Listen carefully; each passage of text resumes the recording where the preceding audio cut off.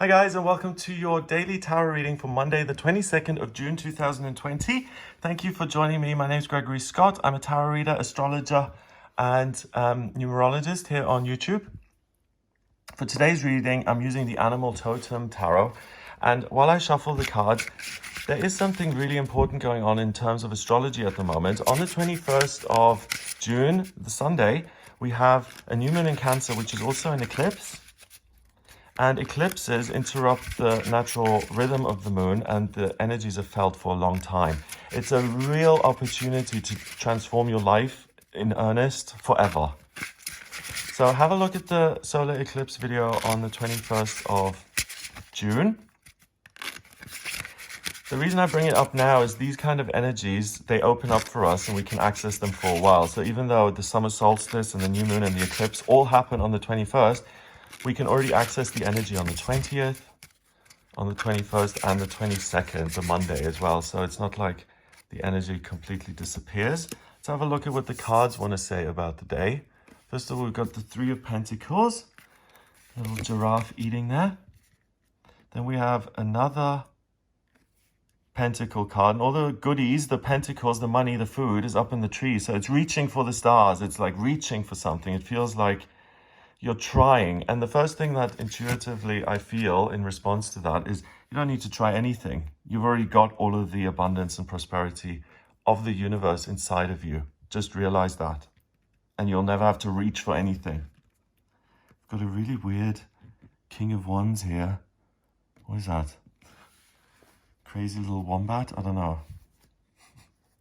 Look at the vampire teeth. Okay, we've got the King of Wands, the Seven of Pentacles, and the Three of Pentacles.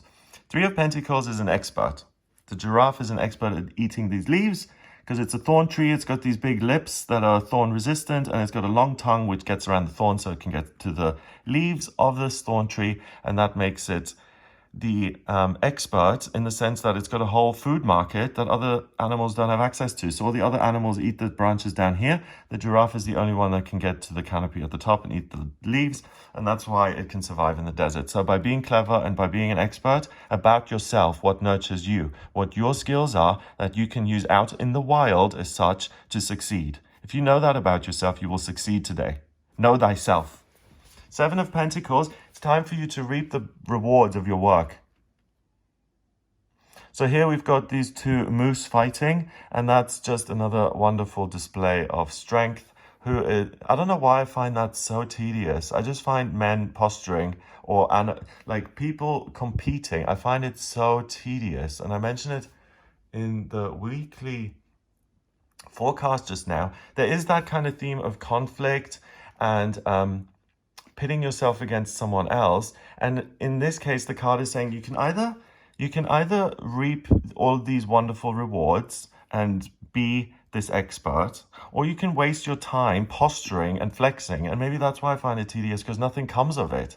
All the good that you need is already there. But other people are going to come at you and they're going to try and make you think that you don't have access to all this good stuff. And they try and make you think that by posturing and by causing conflict and by challenging you with no real prize at the end of it. So if someone comes at you, just argues for the sake of arguing, or says, no, it doesn't work because they are just making things complicated, don't even bother in getting into a mudslinging match or into some butting of heads there. Call for help. Or walk away and say, maybe another time. See you later. I'm taking my pentacles and I'm out of here. It's time to harvest the fruits of your labor. And if someone else intervenes and tries to take those fruits of those benefits from you, you don't accept that. You say, I don't accept that.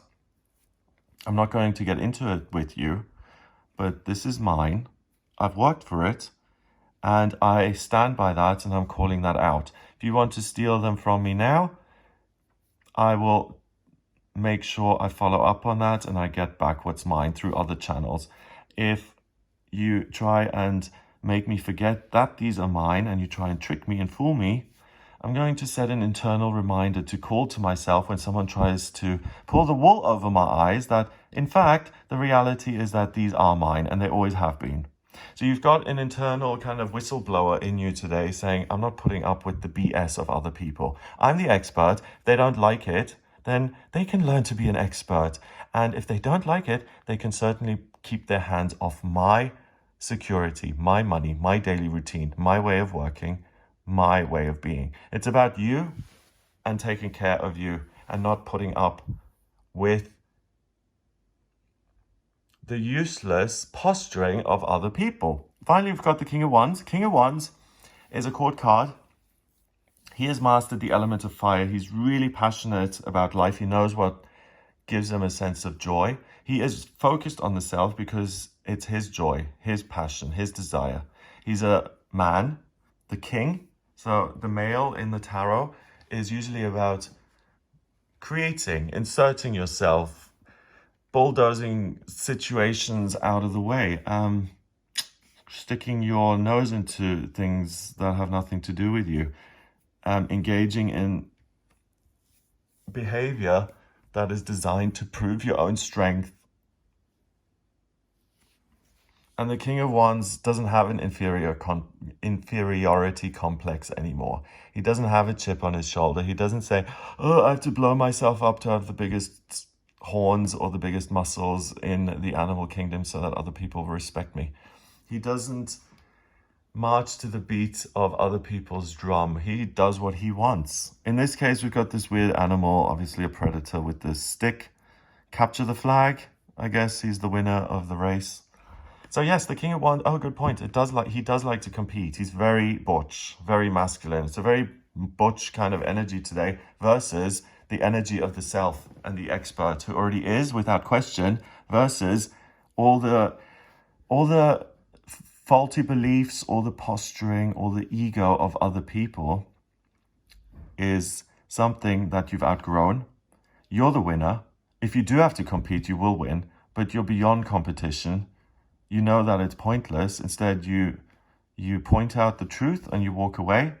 You take the winnings with you and you can go on and roll around in the sand and enjoy your own little beach that you've created there with all your treasures that you've mounted up. So enjoy your treasures, enjoy your skills, enjoy your ability to break through obstacles, through your ability to tune out the things that aren't helpful to you. And especially, don't put other people in their place. If someone comes at you with really malicious intent, the natural response would be, wow, this person was malicious. They really wanted to see me fail deliberately. So now I'm justified in getting revenge to make myself feel better. That's just another way of them sucking you in. So if someone is malicious, they want to take something that's yours and they fail. And you then have the chance or the opportunity to either say, well, you're busted now. If it's a work situation, you're fired and I'm going to go my merry way. Or I'm going to let them kind of fill me with fear and get in my head, and they make me hand over all my hard-earned kind of success because they say I'm not good enough or whatever it is. Regardless of whether you have other people in your team supporting you, whether you have whether you're the boss or your employee, whether you're in a position of power or not, it's all irrelevant. The relevant thing is that you're the expert. You know how to take care of your life. You know best. Other people who seem to give you advice that's uncomfortable for your own good, particularly, don't trust that. Trust yourself. You've been to this rodeo before. You know how this goes.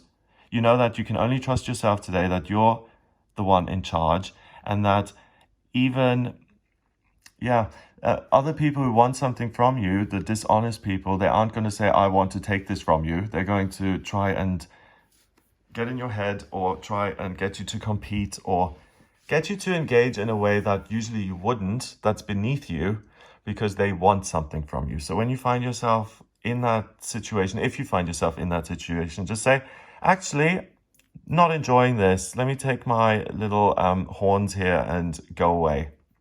Oh, this could be the kid, but he's also got horns, so the son. So, you see? So the son could be shouting because he's proud of his father. And I don't like anything that means I'm proud of someone because they're strong and violent. I don't think that's something to be proud of. And I don't think this fear of I'm not strong enough is something that ought to be. I don't, like, for instance, it's not just the male or the masculine energy. If you're someone who's very, very good at Reiki, and you do Reiki and you're like, I'm not good enough to charge for my business, because what if some people say, this is spiritual, you shouldn't be charging for it? Then I'd just be devastated.